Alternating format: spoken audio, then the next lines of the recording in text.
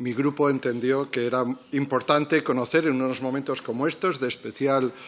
incertidumbre internacional ante los grandes desafíos que en materia de defensa y los riesgos que afectan a nuestra seguridad nacional, que una persona de su trayectoria, de su conocimiento y de su ambición, porque lo ha demostrado y nos lo ha contado en este plan, pues estuviera aquí ante los diputados y los senadores. Nos parece fundamental, y lo ha relatado usted, que España pueda tener una gran empresa de defensa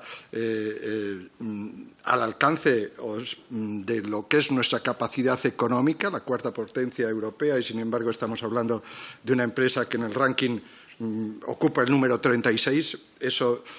es un gran desafío y tiene que ser un gran reto para nosotros y para su compañía, y sepa que, por lo tanto, va a tener nuestro respaldo. Y hoy queríamos que estas fueran precisamente, o quería que fueran mis primeras palabras, ¿no? España necesita afrontar la defensa nacional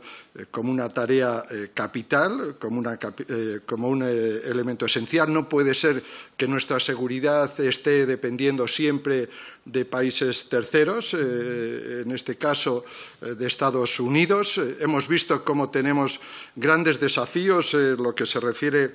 a las tensiones estratégicas, a las tensiones regionales, que no solo son por la guerra de Ucrania, que se producen también en África, con los graves problemas que muchos países están atravesando en el Sahel, que eso además deriva en procesos de flujos de inmigración irregular, en el que se utilizan a las personas por parte de las mafias y por parte también de algunas otras potencias para desestabilizar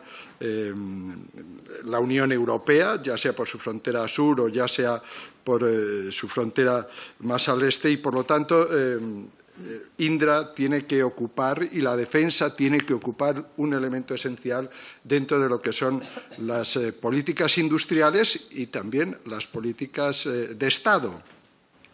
A mí me gustaría que tuviéramos un gobierno que hablara más y que esto de la política de Estado se lo creyera de verdad, ¿no? Porque me parece fundamental. Yo he sido portavoz de un grupo parlamentario y en mi época las cuestiones de este tipo se hablaban con las fuerzas de la oposición y muy especialmente con el grupo mayoritario. No se esperaba tener dificultades para que te flojearan los socios para tener que llamar deprisa y corriendo al líder de la oposición, que además ha ganado las elecciones y que tiene la mayoría de los diputados en esta Cámara y la mayoría absoluta en el Senado, para tener que recurrir y hacer un planteamiento que, como hemos visto en el día de hoy, no se sabe muy bien en qué consiste. Sencillamente,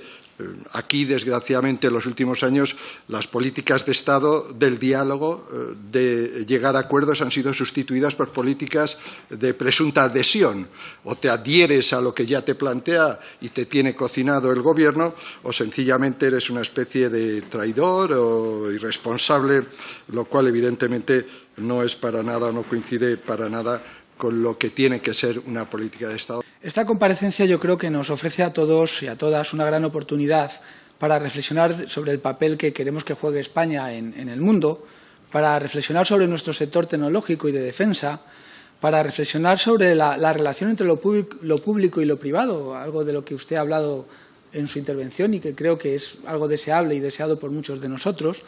incluso por las propias convicciones, el por qué le lleva a alguien a estar presidiendo una empresa como Indra después de un gran esfuerzo primero en una empresa familiar, o de qué nos lleva a ser senadores o ser diputados, porque realmente en este foro, el de la seguridad nacional, y en los tiempos que vivimos, creo que nos tenemos que hacer preguntas sinceras todos y cada uno de los que aquí estamos.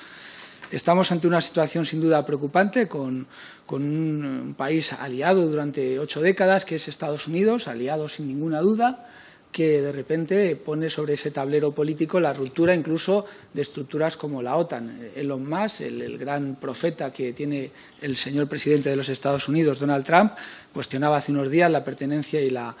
viabilidad de la OTAN, cosa impensable hace apenas unos meses. Estamos viendo cómo se ha declarado una guerra entre Estados Unidos y Europa, una guerra comercial, pero una guerra en la que estamos también respondiendo como Unión Europea. Y una situación también preocupante en otra de las grandes realidades de este mundo, que es la realidad de ese antiguo mundo soviético, en este caso de Rusia, que quiere seguir jugando un papel de potencia, pero de una potencia agresiva, y con un Estados Unidos que hemos visto un efecto muy perturbador en los últimos días. Estamos hablando de lo que ocurre ahora mismo, cuando se le deja de dar apoyo al pueblo ucraniano, al ejército ucraniano, cuando hoy mismo está Putin vestido en traje de camuflaje en Kursk, pues casi celebrando la victoria sobre ese pequeño entrante que habían conseguido los ucranianos, y hablando incluso de que a esos soldados ucranianos se les tiene que tratar prácticamente como si fueran bandidos. Pues en esas realidades, desde luego, yo creo que nos tiene que llevar a preocuparnos a todos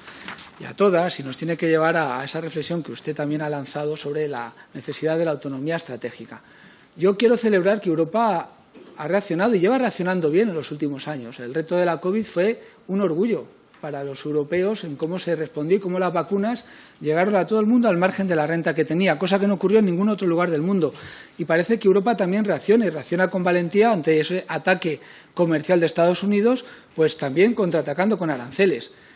Cuestión aparte es quién admira a Trump, quién se ha hecho fotos con Trump y quién puede ahora pensar si tal vez esas fotos sobraban en la coyuntura actual, cuando vemos que esa guerra comercial amenaza nuestro campo, amenaza nuestras exportaciones y, desde luego, nos amenaza también en una cuestión básica de la defensa. Y si antes era perentorio tener autonomía estratégica, más aún ahora, cuando esos sistemas no pueden depender de alguien que ya no es fiable como aliado. Estamos hablando de que Europa reacciona, está ese plan Riad y ese plan lanzado por la señora von der Leyen, que es apoyado por el Gobierno de España, apoyado incluso, queremos que se incrementen más cuestiones y creemos en que tiene que haber una gobernanza incluso más transparente de ese plan. Pero el Partido Socialista está apoyando ese plan de un rearme de las grandes democracias que quedan en este mundo, que son las democracias europeas, para tener autonomía. Y el Gobierno de España, y siento discrepar, y agradezco también el tono pausado del portavoz del PP, pero discrepo, España tiene una posición, y la ha expresado el presidente de Gobierno ayer en Helsinki. Y lo que ha hecho hoy el presidente de Gobierno es convocar a las fuerzas políticas para ver qué posición tienen, porque cuando uno está en la oposición, también tiene que tener posición. Estar en la oposición no te libra de tener una posición política, y un partido como el Partido Popular debería tener una posición política que no conocemos. Ir a una reunión con el presidente de Gobierno sin nada que aportar, solo para escuchar lo que te tiene que contar, no es propio de un partido de la oposición. Se lo digo yo, que he estado en el Gobierno y ahora estoy en la oposición en Alcalá de Henares. Por cierto, ganando las elecciones también en el año 23. Esa nostalgia que tienen de que el ganador se lleva al Gobierno, oiga, algunos lo hemos superado muy rápido y entendemos que, aunque en mi ciudad gobierna el PP y Vox, es legítimo, y no dejaré de ir a ninguna reunión a la que me convoque la alcaldesa y de aportar las ideas que el Partido Socialista tiene sobre Alcalá de Henares. Es lo que esperábamos hoy realmente del señor Feijóo, cuando además desde el Partido Popular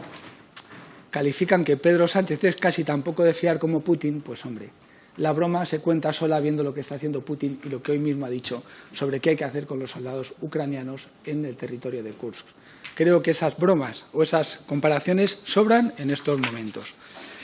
Y centrándonos en Indra, pues desde luego cabe dar la bienvenida al señor Escribano, porque su llegada ha sido muy bienvenida por los mercados, muy bienvenida por la gente que conoce el sector, pero también quiero poner en mérito la gestión anterior que se lleva haciendo desde el año 18, porque el señor Mark Mustras encontró unas acciones en el año 15 a 10 euros, incluso llegaron a estar, en el año 15 el señor Fernando Abril Martorell, en el año 21 las dejó el señor Fernando Abril Martorell a 7 euros. Y en estos años ha subido la acción de Indra y ha subido la capacitación de Indra como empresa motora de la defensa en este país. Por lo tanto, hay una buena gestión realizada sobre la que se va a construir una buena gestión ambiciosa en esa idea de hacer una verticalidad en la producción de todos estos elementos imprescindibles para la defensa. Pero quiero señalar que el precio de la acción ha aumentado en más de un 50% en los últimos 5 años, precisamente desde que se producen cambios y desde que la SEPI, con un Gobierno socialista, también se toma muy en serio su presencia y la orientación que deben tener algunas empresas estratégicas para este país. Y, naturalmente, que la llegada del señor Escribano pues es bienvenida, porque cuando una persona como usted, una familia como la suya, pues en lugar de embolsarse los 350 millones, casi 400, que tenían en un chalet, en un yate o en alguna de las cuestiones muy tradicionales de este país, pues las reinvierte en su empresa y las reinvierte en una empresa española. Y eso ya de por sí denota un mérito, porque usted se suma se sube a un barco, a conducir un barco en el que ha invertido el dinero del proyecto familiar de su familia durante décadas. Por lo tanto, eso a nosotros, por lo menos, nos da seguridad sobre las ganas que va a ponerle para que este proyecto siga adelante, como lograron hacer con Escribano.